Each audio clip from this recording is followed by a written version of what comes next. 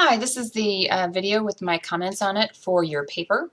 I looked through it. Your APA looks pretty good.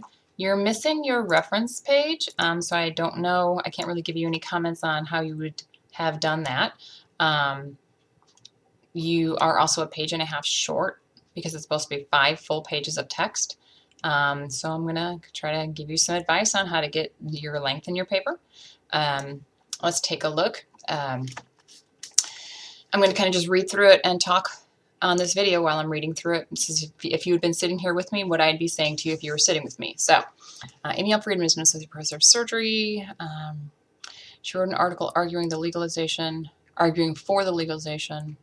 or arguing for payment of organ donation, of living organ donation. Make sure it's living. By examining the benefits of living donor transplantation, financial rewards, donation process, government involvement, and equitable access. And that seems really awkward. I would just put a period here, to be honest. Oop, yikes. And I would take the rest of this out. It's unnecessary. You want to work on concise writing. Her goal of the article was to allow the audience of the medical community to see the positive outcomes for both the donor and the recipient. To allow the audience to see? Oh, I think her goal was a whole lot more than that. This is a claim of policy. She doesn't want them to see the benefits. She wants to convince them to support her policy, to be advocates for this. So you need to be rethinking that a little bit. This is a lot. She has a lot stronger purpose. She states the reimbursement and risks of the body or parts of the body and the crucial role the government could have in regulating. Amy, I'm not sure what you mean by that at all. I would take that out too. It's not necessary. I'm not sure where you have friend instead of Friedman. Successfully persuades her audience that payment of organ donation, living organ donation, be specific, should be legalized through effective use of rhetorical. You don't need and writing, just one, because then it's redundant.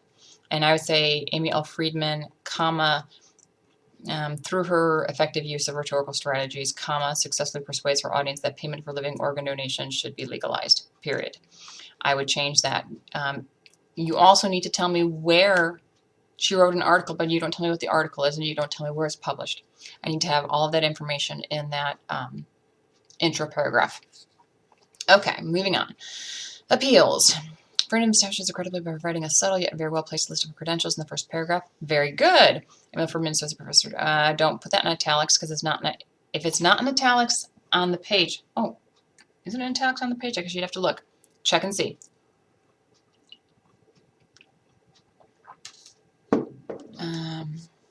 And her writing can be seriously, beginning of the that she has proper credentials, and her writing can be seriously evaluated. That she has proper credentials for what?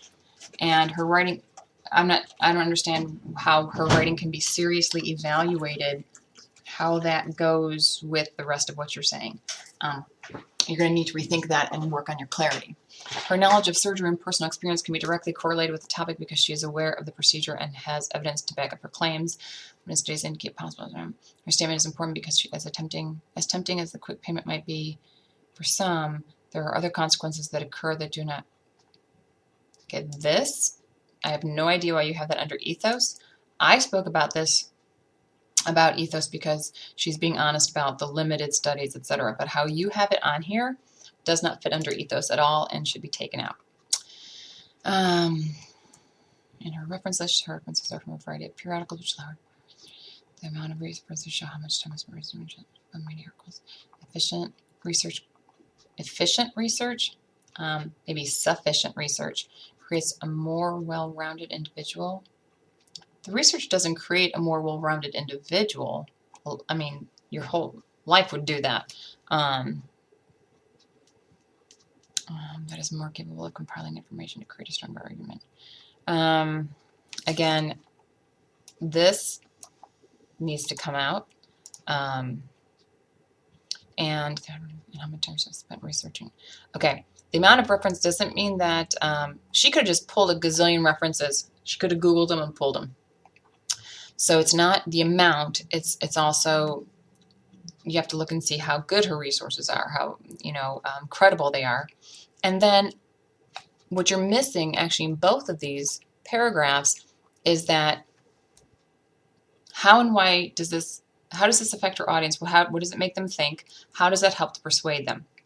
That's the analysis. That's the true analysis that actually a lot of students are missing in their papers. I would say probably 75% of students are not including the actual analysis here. You're identifying things, but you're not analyzing them. If you go to Unit 1, Paper 1, Tips for Writing Paper 1, no, not Tips for Writing Paper 1, grade sheet for Paper 1, there's a section that talks that says exactly what I'm looking for, and it says, identify the rhetorical strategy or the element, whatever it is I call it on there, and then how and why does Friedman use it? How does it affect the audience? How does that help to persuade the audience? How does it affect the audience, and how does that affect help persuade them is missing from your paper, so you may have to make sure you get that in there. This program is seen under possibly the most eye-catching subject of the article. Subject? There's only one subject of the article. So eye-catching images or eye-catching something, but not subject. The photograph portrays 3 men. What photograph? See, the photograph. This powerful statement is seen under possibly the most eye-catching subject or object of the article, comma, a photograph, a color photograph on the first page. That would make sense. Then you could say the photograph portrays 3 men. Okay, so you need to make those connections for your audience. Portrays 3 men of a lower socioeconomic class that had scars from a certain... Oh, okay, be careful, because you're making those assumptions. The photograph portrays 3 men who appear to be, or from their who from their appearance, the audience would assume are something like that. It is assumed that these men were exploited or forced to donate a kidney for cash value. Why is that assumed? And who's it assumed by? It's assumed by her audience. Always go back to the fact that you're not looking at it. It is assumed as in you are assuming it, or anybody. It's her specific audience is assuming this. This is a perfect example of pathos because the audience is able to see the conditions that one will go through for money despite the risks. The medical community would rather have the payment made legal and regulated than for other unsaid. Good. That's good. Now here's some of that analysis that I was looking for.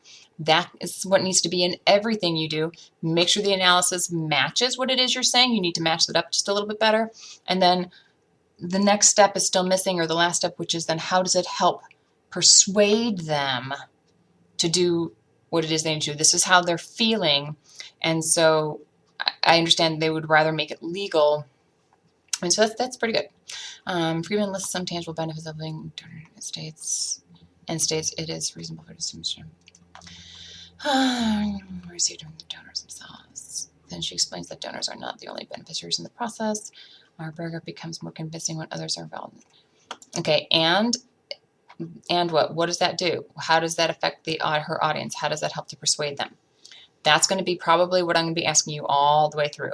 So the comments that I just gave you on your first few paragraphs is what I want you to apply to everything. Work on concise writing, using precise terms, making sure you're saying exactly what you mean to be saying, work on your clarity, and work on your analysis. Make sure every little bit of that, go back to that grade sheet and make sure you're doing exactly what I'm asking for. If you have questions, please do not hesitate to contact me.